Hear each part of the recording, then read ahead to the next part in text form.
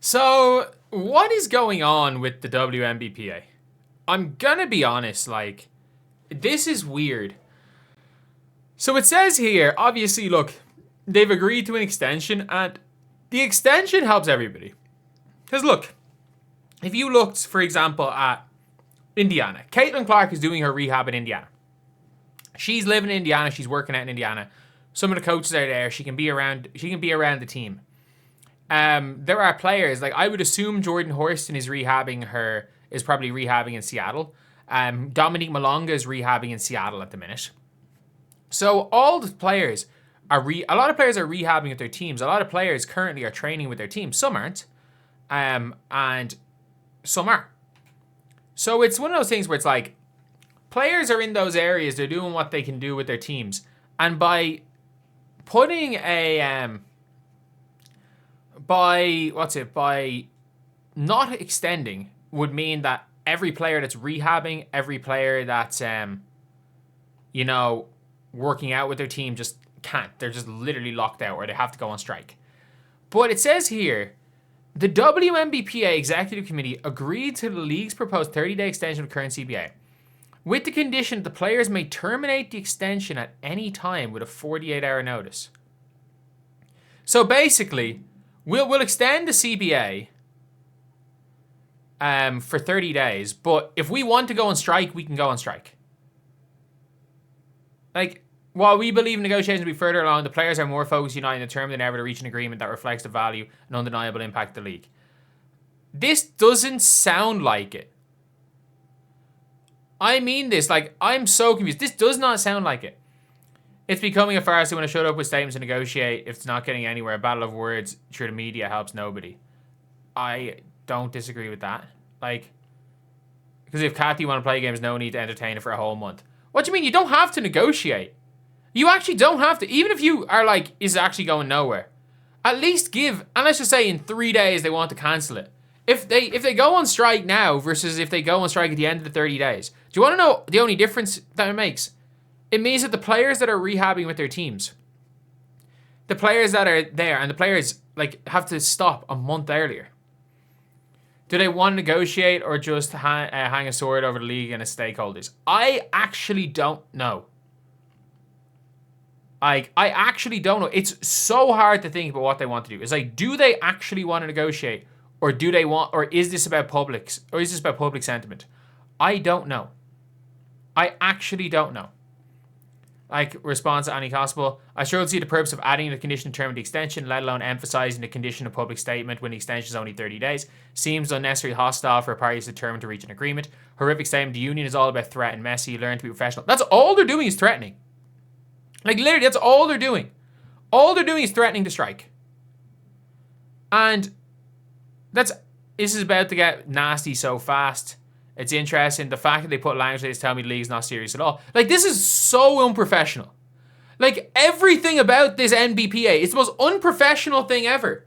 They literally were you know what? We'll agree to your extension. And by the way, you do realize that the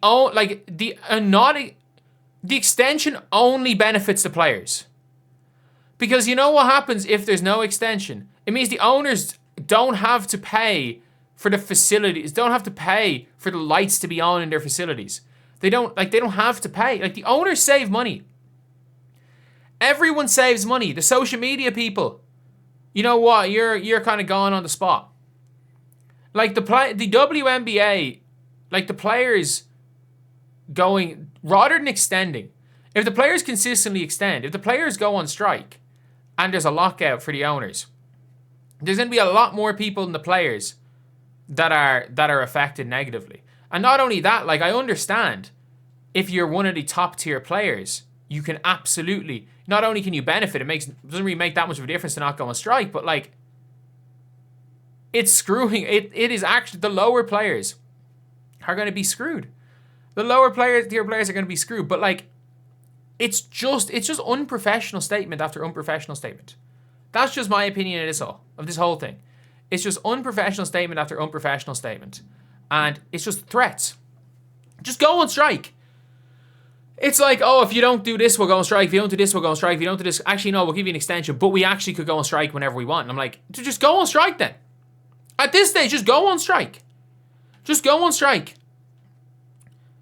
Like, if you're not getting what you want, and it's my guess is that the owners are giving them new proposals, and the players are just handing them back the same original proposal, being like, we're not budging until we get this. That's what everything sounds like. And the problem is that, like, the players are just going for the court of public opinion. The players are saying weird stuff. Like, why does it need to be said in public that they can cancel this at the end of 48 hours? Why?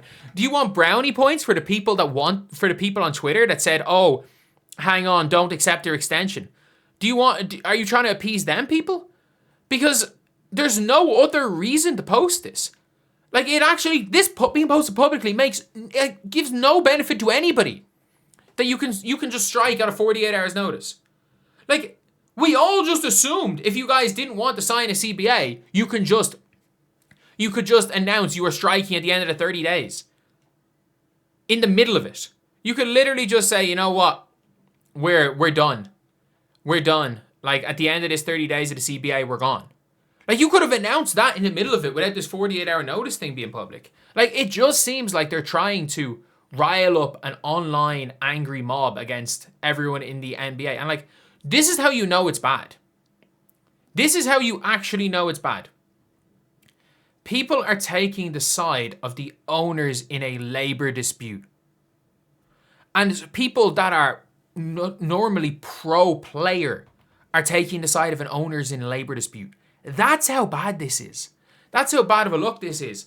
And I would understand, like, there is no way in hell that the owners are not completely acting in good faith, but, like, I'm not going to say they're not acting in good faith. I think that's a crazy accusation to make.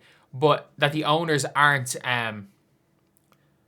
doing some shady shit too, or maybe not offering what they're offering, but going public with every little thing.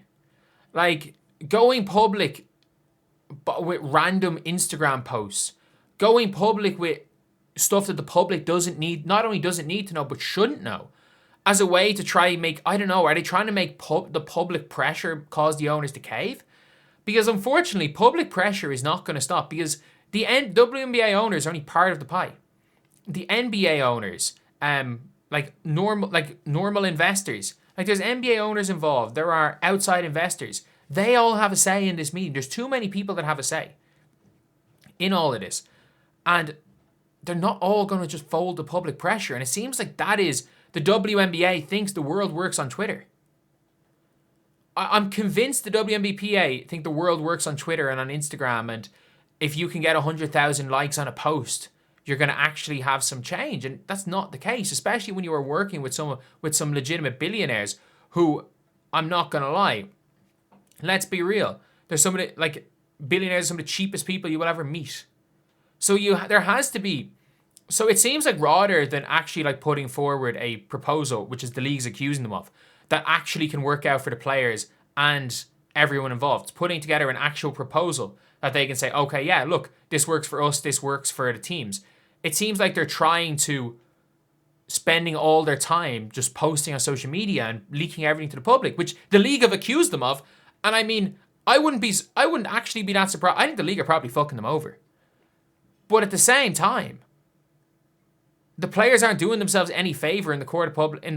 They aren't doing themselves any favor with this at all. You know, it's bad when the league have basically just said, "Can you actually negotiate with us instead of posting on social media?" I'm paraphrasing it, but the league representatives have basically said that they're refusing to that they're not negotiating and they're just posting on social media. Like, they've made that accusation. And by the looks of things from the outside looking in, like, we're not in CBA negotiations. We don't know what's happening. But, like, that seems to be the case. Heck, even at All-Star break, even Stewie, who's a vice president, was like, we got nothing out of this because, like, 50 players showed up and they all wanted to speak. They were like, we had 50 players that wanted to show up and every one of them wanted to speak in it. So we got nowhere. Like, it genuinely is just so, it seems legitimately like one of the most unprofessional things I have ever seen happen. And, like, look, I hope the players get what they want. I hope the players get paid. But, like, it does not look like they're going about it the right way. Let's be real.